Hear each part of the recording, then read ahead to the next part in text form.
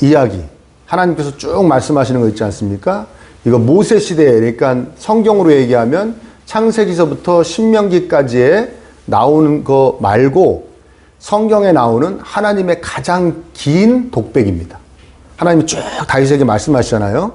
그것이 성경에서 나오는 가장 긴 하나님의 독백, 그것이 바로 사무엘기하 7장의 말씀입니다. 다윗의 일생에서도 이때가 가장 뭐라 그럴까요? 정상, 최고 잘 나갈 때라고 얘기할 수 있겠고요.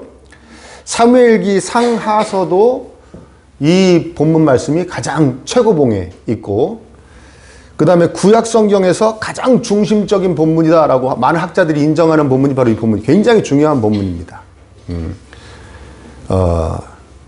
그야말로 하나님께서 주시는 완벽한 복의 말씀이다. 안정과 번역의 약속. 그리고 무엇보다 다윗에게 영구적인 이스라엘의 통치를 보장하는 어떤 계약서 같은, 문서와 같은 그런 역할을 해주는 말씀이다라고 이야기하죠. 이 본문에서 후손이라는 표현이 나오거든요. 너의 후손이 뭐 집을 지을 것이다. 내가 그를 징계하겠다. 뭐 이런 얘기가 나오는데, 그 후손은 다윗의 바로 아들 솔로몬을 이야기하면서도 궁극적으로는 다윗의 후손으로 오시는 예수님을 가리키고 있습니다. 그 가장 강력한 증거 본문은 뭐냐면 13절입니다. 한번 보시죠. 그가 나의 이름을 드러내려고 집을 지을 것이며, 솔로몬이 성전을 짓죠? 예. 근데 예수님께서 성전 되시죠?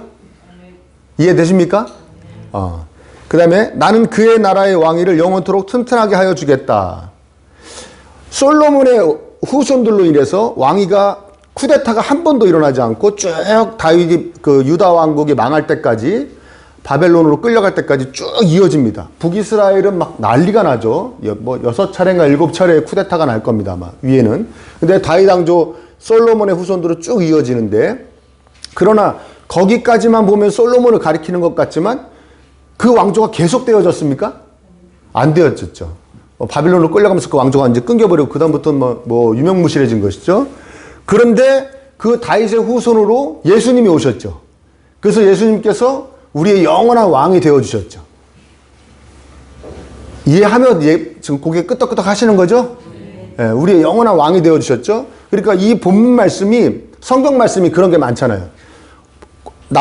일어날 얼마 후의 일을 이야기하고 있지만 또 저 멀리에 일어날 일까지 같이 이렇게 계시하는, 그래서 굉장히 신비한 말씀이다라고 얘기하는 거 아니겠습니까? 오늘 본문이 그런 겁니다.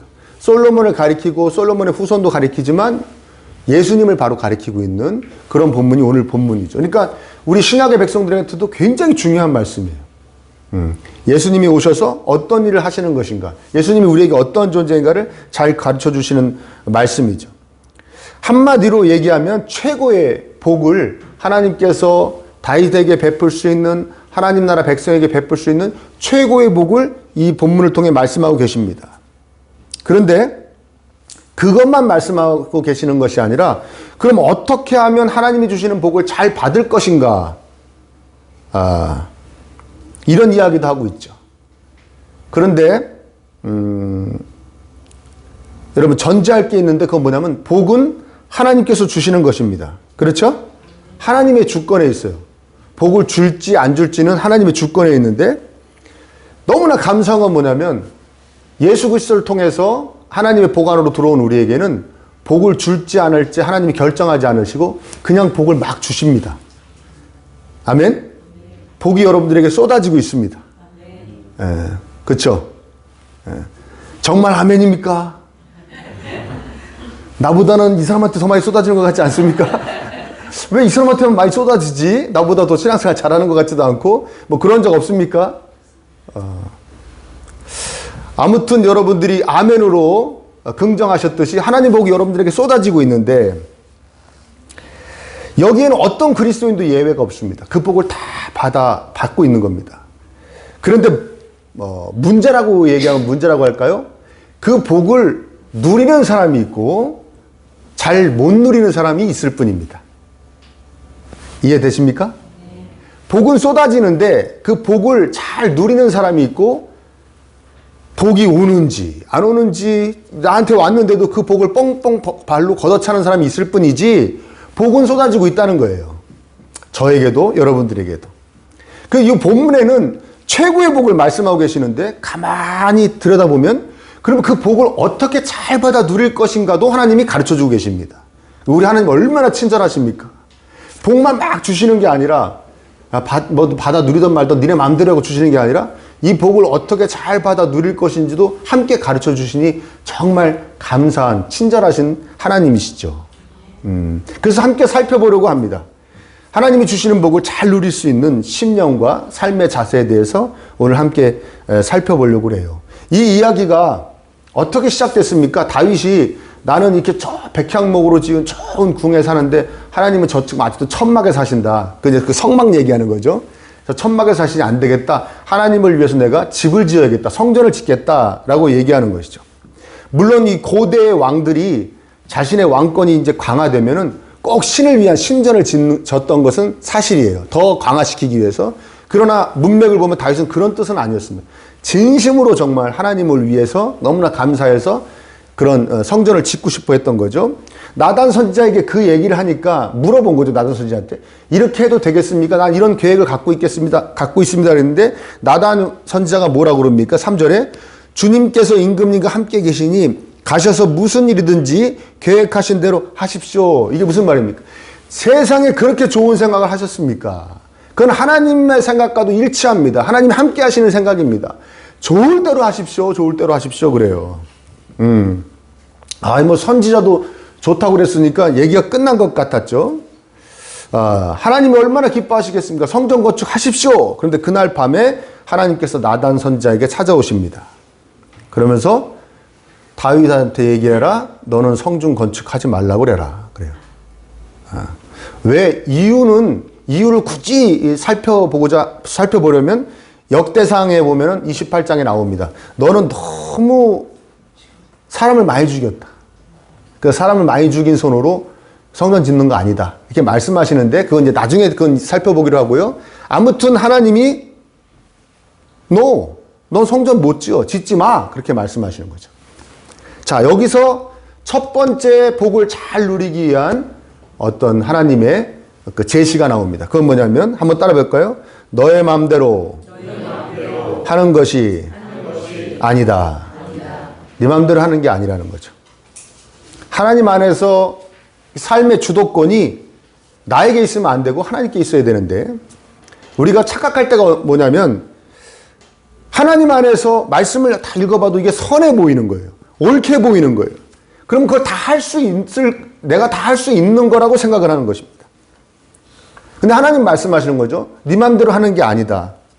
네 마음대로 할 수 있는 것도 아니지만 네 마음대로 하는 게 아니야. 네 마음대로 하려고 해도 안 돼. 그렇게 말씀하시는 거예요. 하나님께서 원하시는 때가 있는 거고 장소가 있는 거고 일이 있는 거고 사람이 있는 것입니다. 아무나 하는 것이 아니죠. 그 전에 제가 참 이렇게 자주 이렇게 만나서 대화하고 그러는 목사님이 계신데 그 목사님께서 교회를 건축해서 열심히 잘 이렇게 사역을 하고 계세요. 근데 이분이 저하고 이제 대화를 하는 동안 알고 지낸 게 10년이 10년이 훨씬 넘었는데 대화를 막 하는데 갑자기 자기는 아프리카로 선교하러 가고 싶다는 거예요. 그 꿈을 어릴 때부터 갖고 있었다는 거예요. 선교사 나가는 게. 그 저는 깜짝 놀랐어요. 그렇게 오래 알고 지냈는데 한 번도 그런 얘기를 한 적도 없고 눈치도 못 챘어요. 보통 선교사로 나가는 분들은 좀 약간 좀 뭐라 그럽니까? 좀 전투적이고 삶이 적극적이고 막 그렇거든요. 그리고 좀 웬만한 막 좀 이렇게 지저분하고 이런 거는 좀 잘 이렇게 받아낼 수 있는. 그렇죠? 그 우리 필리핀의 강준호 선교사님은 가서 막 그 온 가족이 한 번씩 다 그 물갈이를 했다지 않습니까? 그래서 우리한테 절대 거기 물 못 먹게 하는데 본인은 막 먹잖아요. 본인은 이제 거기 균에 이제 적응이 됐다는 건데. 그러니까 선교사님들은 외국에 나가면 그 물 때문에 막 엄청 고생을 하거든요. 그거 다 알고 있기 때문에 보통 그냥 이렇게 뭐라 그럴까요? 수더분하다 그럴까요? 그러지 않고서는 선교사 꿈도 꿀 수가 없어요. 근데 이 목사님은 아주 깔끔한 분이거든요. 깨끗이. 예. 이분이 선교를 나간다고 그러니까 제가 너무 깜짝 놀랐어요. 그런 꿈이 있었어요? 그랬더니 아주 구체적이더라고요. 뭐, 아프리카에서도 그렇게 하고, 어떻게 하고, 막 얘기를 합니다. 자기는 앞으로도 나갈 생각이 있고, 그리고 그 계획까지, 준비까지 다 하고 있었다는 거예요. 그래서 저도, 나도 사실은 그 신대원 다닐 때는 선교사가 잠깐 꾸민 적도 있었습니다. 근데 저는 아무리 생각해도 못 나갈 것 같아가지고, 뭐 포기했습니다라고 막 한참 동안 진짜 막 선교사 얘기를 했어요. 어떻게 하면 나가고 막 얘기를 하다가 이렇게 얘기가 끝났습니다. 그런데 하나님께서 가라고 그래야 가죠. 그리고 얘기가 끝났어요. 둘이 한참 얘기하다가 결말은 근데 하나님이 가라고 그래야 가죠. 어떻게 갑니까? 그리고 얘기가 끝났어요. 그게 그리스도인의 삶입니다. 선교 나가는 거 얼마나 좋습니까? 가난하고 복음 몰라가지고 고생하는 그 사람들한테 가서 예수님을 전하고 도와주고 그들을 교육하고 그래서 그들이 하나님 나라 확장에 또 복음으로 무장되어서 하나님 나라를 위해서 그들이 또 쓰임받고 그런 일들이 막 일어나면 너무 멋있어 보이잖아요. 그러나 아무리 그게 선하고 옳게 보여도 내가 하고 싶다고 할 수 있는 게 아니라는 거죠. 하나님이 하라고 그러셔야 할 수 있다는 것입니다. 그래서 우리는 우리의 삶을 되돌아봐야 되는 거예요. 내 맘대로 사는 부분이 얼마나 되는가. 내 맘대로 사는 부분이 점점 줄어들고 하나님의 주도권 아래에 사로잡혀서 하나님의 마음대로, 내가 하나님 마음대로 살아가게 되는 거. 그 비율이 점점 바뀌어 가야 된다는 겁니다. 내 맘대로 사는 비율은 줄어들고 하나님의 마음대로 살아가는 비율이 이렇게 하나님께 사로잡혀 살아가는 비율이 커져야 된다는 것이죠. 이걸 뭐라고 그러냐? 이거를 기독교인들이, 그리스도인이 성장한다 그러는 거예요. 성장한다. 아멘? 착각할 수 있습니다. 내가 원하는 대로 그냥 다 되더라고. 내가 믿음이 좋아졌나 봐. 그래서 내가 하나님이 막 복을 주시나 봐. 내가 믿음대로 될 거야. 그러면서 막 하면 하나님 막 해주시더라고. 이거는 글쎄요. 본인이 보거나 옆에서 봤을 때는 믿음이 좋아가지고 막 복을 받는구나. 그래서 저렇게 되는구나 생각할지 모르겠지만 여러분 하나님이 보실 때는 자기 마음대로 사는 거예요. 자기 마음대로. 그래서 여러분들이 내가 내 마음대로 사는 그 비율이 점점 줄어들고 하나님께 사로잡혀 살아서 나중에 여러분들에게 입술에 이런 고백이 나올 때 내 마음대로 되는 게 없어. 나는 하나님께 사로잡혀서 꼼짝할 수가 없어라는 고백이 나올 때가 진정 복을 누릴 때입니다. 그런 고백이 나오시길 바랍니다. 아까 우리가 서두에 얘기했죠. 여러분 하나님 복이 쏟아지고 있죠. 그때 아멘 하셨죠. 근데 속으로 고개 갸웃한 분도 있죠. 나에겐 안 쏟아지는 것 같은데. 그런 분이 계시다면 자신을 잘 살펴보십시오. 내가 너무나 내 마음대로 살아서 내가 그 복을 누리지 못하고 산 건 아닐까. 한번 생각해 보시기 바랍니다.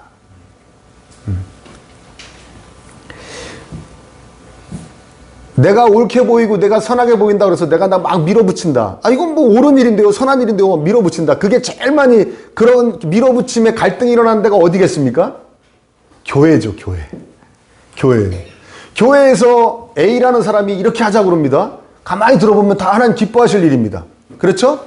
B라는 사람도 이렇게 하자고 그럽니다. 가만히 들어보면 다 하나님이 좋아하실 일입니다. 성경에 위배되지 않는 일입니다. 근데 문제는 뭐냐면 A와 B가 어떤 내용이 다르고 방법이 다르죠. 그럴 때 있죠. 그럼 부딪힙니다. 누가 맞고 누가 틀리는 겁니까? 누가 맞고 누가 틀리는 겁니까? 정답은 둘 다 틀립니다. 자기가 옳게 보이고 선하게 보이려고 하는 걸로 밀어붙이면 안 되죠. 하나님이 어떻게 하기를 원하시는지 기다려야죠. 아멘입니까?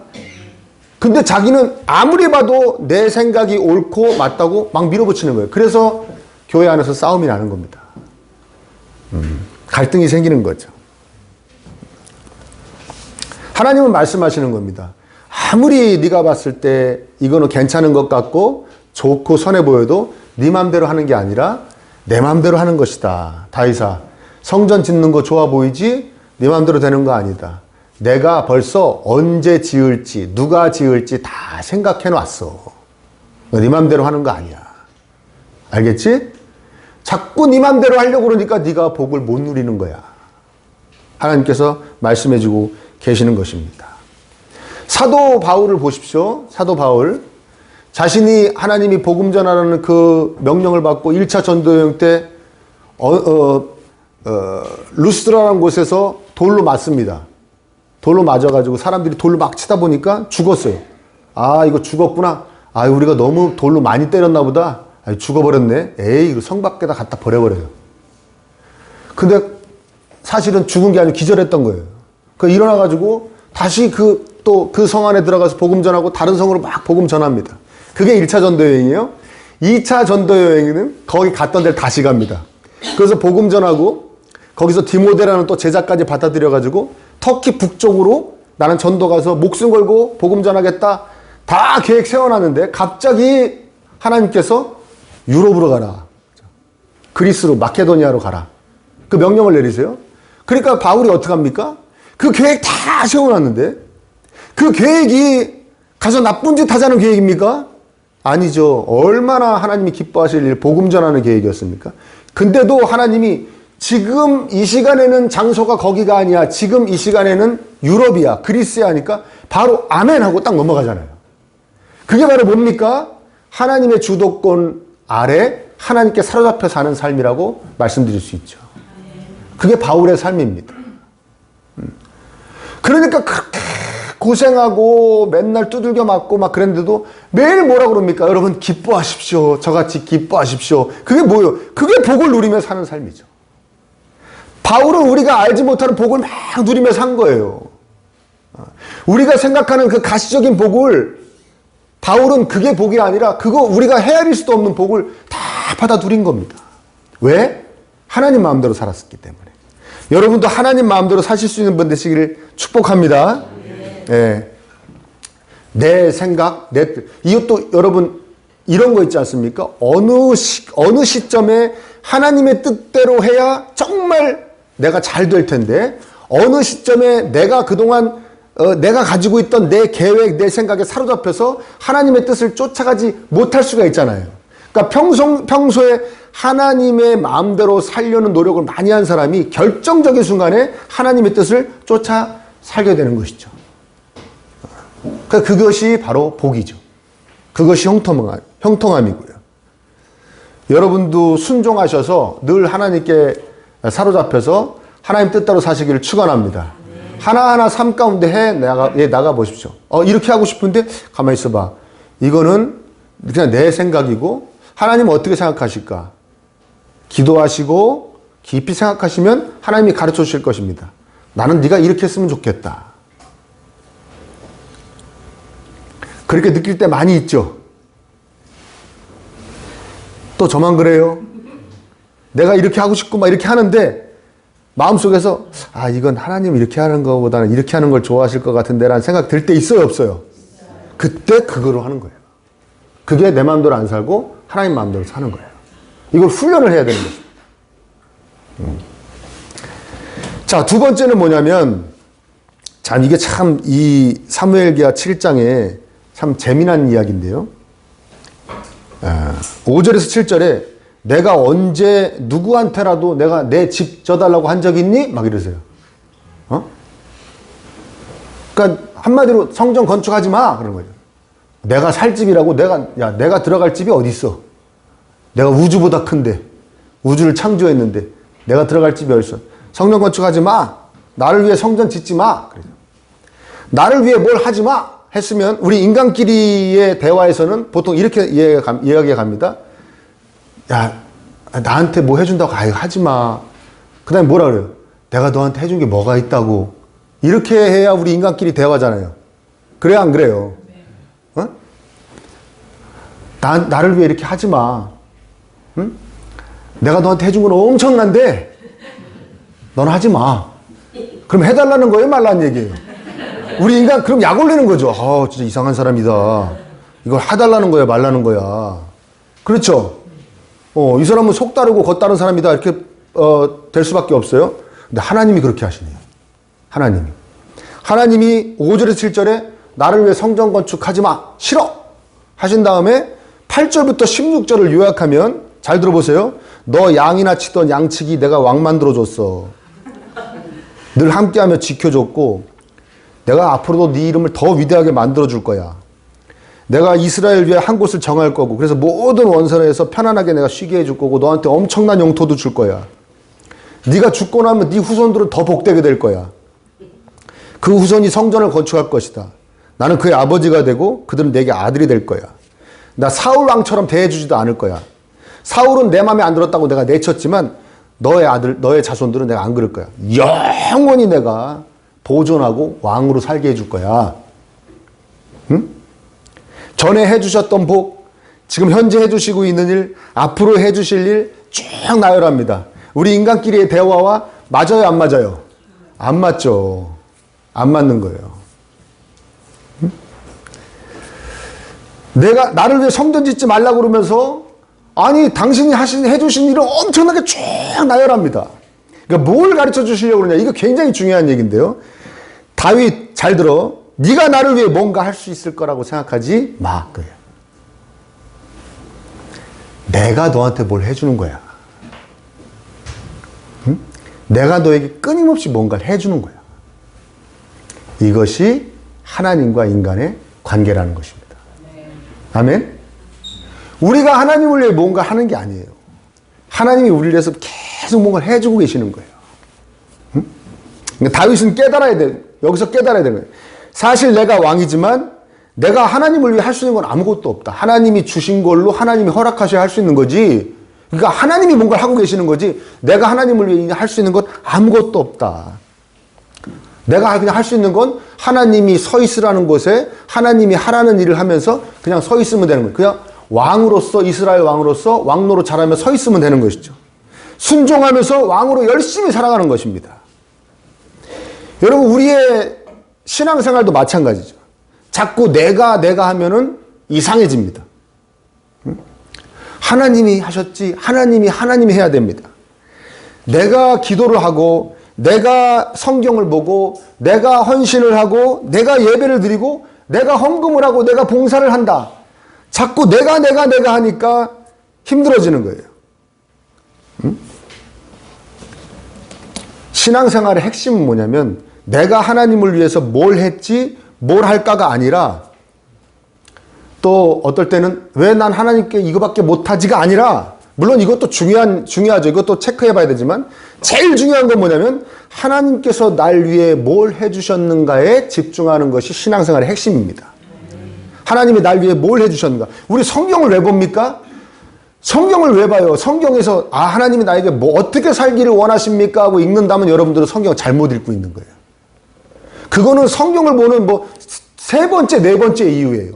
성경을 보는 첫 번째 목적은 뭐냐면 하나님이 어떤 분인가와 하나님이 나를 위해 무엇을 해주셨는가. 아멘? 하나님이 앞으로 날 위해서 무엇을 해주실 것인가. 그걸 보려고 성경을 보는 거예요. 그래서 신앙생활의 핵심은 내가 뭘 어떻게 할 것인가가 아니라 하나님이 나를 위해서 뭘 해주셨는가, 뭘 해주실 것인가가 신앙생활의 핵심인 거예요. 내가 하는 것에 집중이 되어 있으면 이거 좀 어려운 얘기인데요. 내가 해야지, 내가 해야 되는데 내가 할 거야 하고 여기에 집중되어 있으면 신앙생활이 자꾸 의무적이 되는 거예요. 내가 해야 되는 거니까 이게.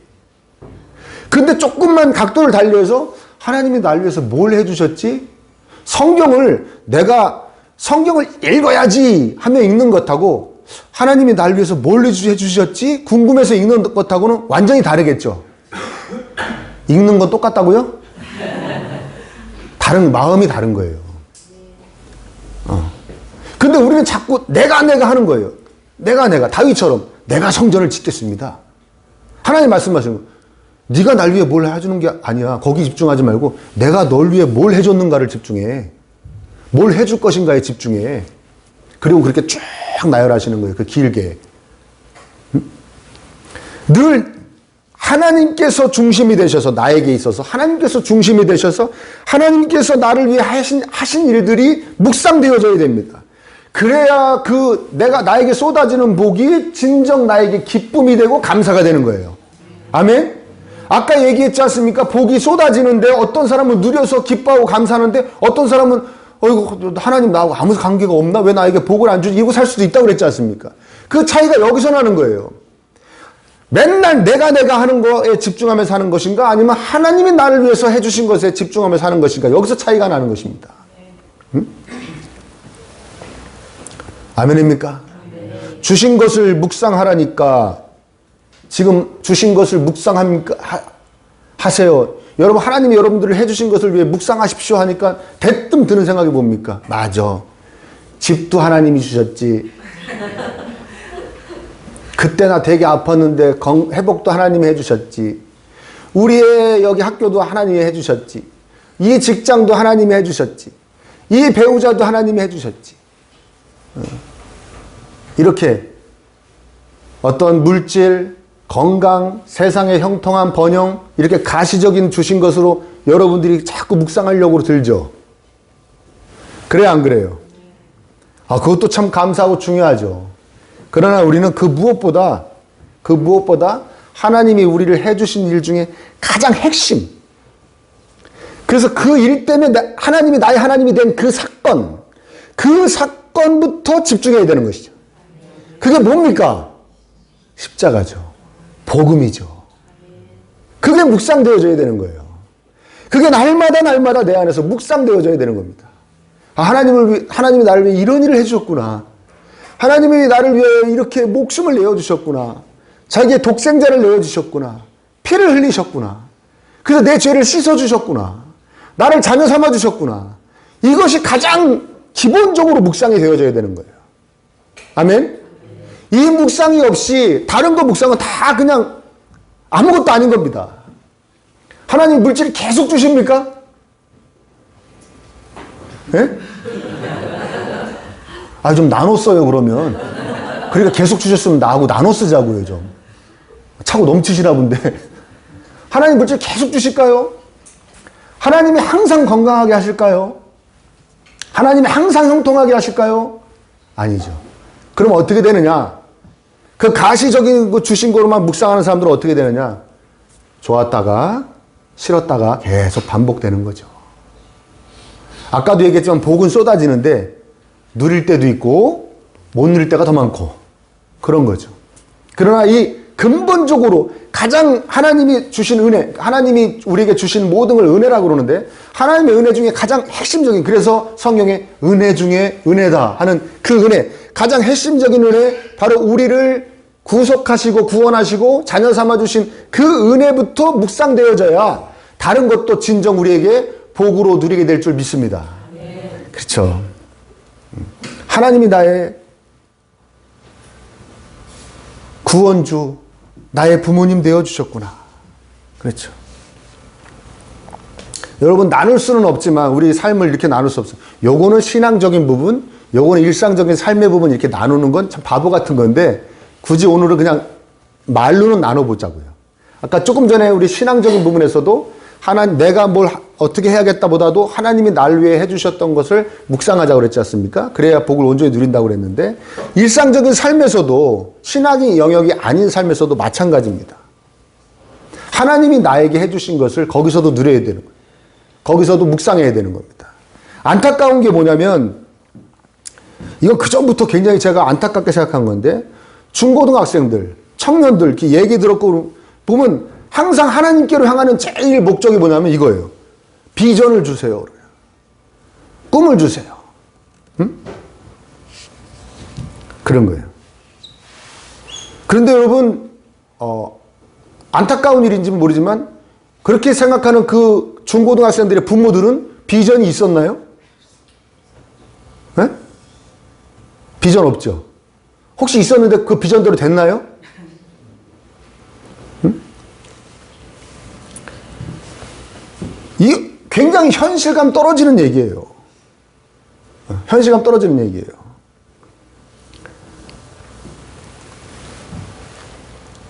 우리 지금은 조금 또 좀 바뀐 것 같은데 얼마 전까지만 해도 모든 대학교에 공무원 들어가는 학과가 생겼죠.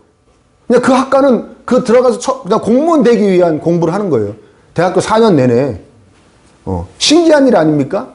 그래서 소위 명문대, 우리가 여러분들이 자녀를 보내고 싶어하는 그 학교들 도서관에 가면 책들이 다 뭐가 있냐면 공무원 시험 책들이 다 펴져 있대요. 그러니까 그 명문대 다니는 학생들도 한때는 항상 공무원 그 시험을 보려고 했던 거예요. 그러면 그들이 비전이 공무원이었습니까? 어릴 때 꿈이 비전이 공무원이었을까요? 없거나 다른 거였을 거예요. 제가 여태까지 한 번도 나는 7급 공무원이 돼서 9급 공무원이 돼서 나라를 위해 봉사하겠습니다라는 꿈을 가진 사람을 한 명도 못 만났어요, 여태까지. 그러니까 그들이 비전이 없었거나 아니면 다른 거였을 거예요.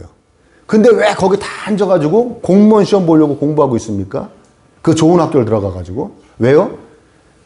고용의 질이 거기가 제일 낫다는 거예요. 그 아주 현실적인 게 다가오는 거죠. 현실적인 것이 다가오는데. 무슨 말인지 이해되세요? 그런데 무슨 하나님한테는 맨날 비전을 달라고 그러는 거예요. 현실은 전혀 그렇지 않은데. 그러니까 하나님한테는 내가 뭘 할까요? 내가 뭘 할 수 있을까요? 내가 뭘 어떻게 할까요? 자꾸 여기에 집중해서 하나님과 관계하면 안 되고, 하나님께는 어떻게 하나님과 관계하는 거냐면 조금 전에 얘기했듯이 하나님께서 나에게 해주신 일, 앞으로 해주실 일에 대해서 감사해야 되는 거죠. 그걸 묵상하고 그것을 감사해야 되는 것입니다. 아멘? 그래야 나에게 올바른 앞길이 보이고 더 나아가서는 항상 내 삶에 하나님이 주시는 복으로 누리며 행복해하는 삶이 펼쳐진다는 것이죠. 아멘? 조금 전에도 얘기했던 이런 척박한 현실 가운데 우리 어린이들과 우리 청소년들, 우리 청년들 앞에 이렇게 척박한 현실이 놓여져 있는데 무슨 꿈이 필요합니까? 꿈을 이룰 수가 없습니다. 그 어떤 삶의 딱 그 절벽 앞에서 이렇게 살 수 있어요? 내가 얼마나 공부를 열심히 했는데, 내가 얼마나 인내하고 얼마나 노력했는데, 내가 주변 사람들하고 잘 지내려고 얼마나 애를 썼는데, 내가 이 스펙을 쌓으려고 얼마나 애를 썼는데 여기에 집중하며 살 것인가? 너무나 막막한 삶이지만 그럼에도 불구하고 하나님은 나를 이렇게 사랑해주고 계시는구나. 하나님은 나를 이렇게 위하고 계시는구나. 나를 이렇게 돌봐주고 계시는 거에 묵상하는가? 어디에 초점을 맞추며 내 심령을 거기다 꽂고 살 것인가? 거기에 따라서 엄청난 차이가 있을 줄 믿습니다. 그럼 우리 자녀들을 내가 하는 자녀에서 하나님 자녀로 바꿔줘야죠. 아멘? 그것이 성장기에 청년 때 가장 중요한 겁니다. 뭐 비전이 뭐고 내가 할 게 뭐고 이거보다 그게 더 중요한 것이죠.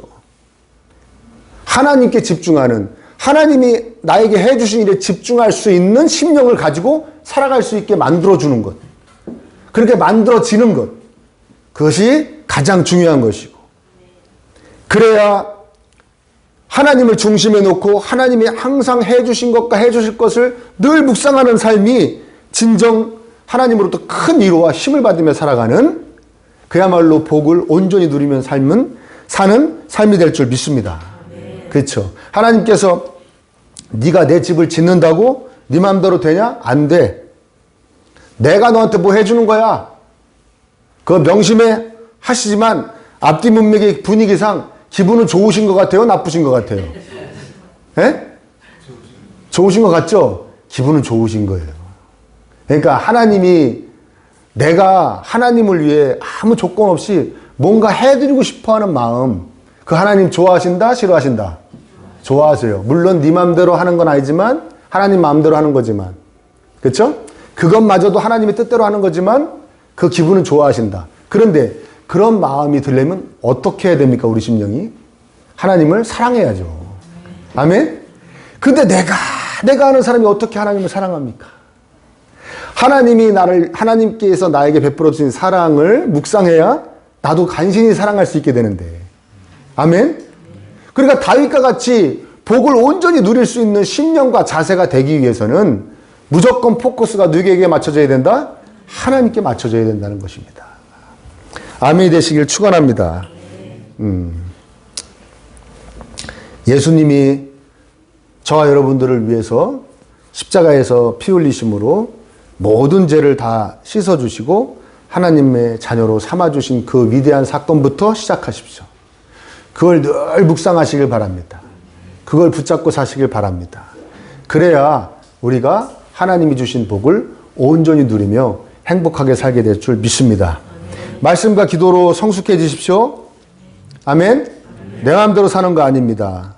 내 마음대로 살면 복을 온전히 누릴 수 없습니다. 하나님 마음대로 살 수 있도록 이런 부드러운 심령으로 바꿔가시길 바랍니다. 늘 하나님의 일하심에 집중하십시오. 나를 향한 그 일하심, 십자가에서 피 흘리시기까지 사랑해 주시는 그 하나님의 나를 위한 일하심에 집중하고 묵상할 수 있는 저와 여러분 되시길 간절히 축원합니다. 그래야 진정 하나님을 위해 뭔가를 해드리고 싶은 그런 갸륵한 마음도 생기고, 그래야 하나님께 기쁨 드리고 더욱더 하나님이 쏟아부어 주시는 복을 온전히 누리는 저와 여러분 되실 줄 믿습니다. 다윗과 다윗의 후손에게 주셨던 그 귀한 복이 저와 여러분들의 복이 온전히 되기를 간절히 축복합니다.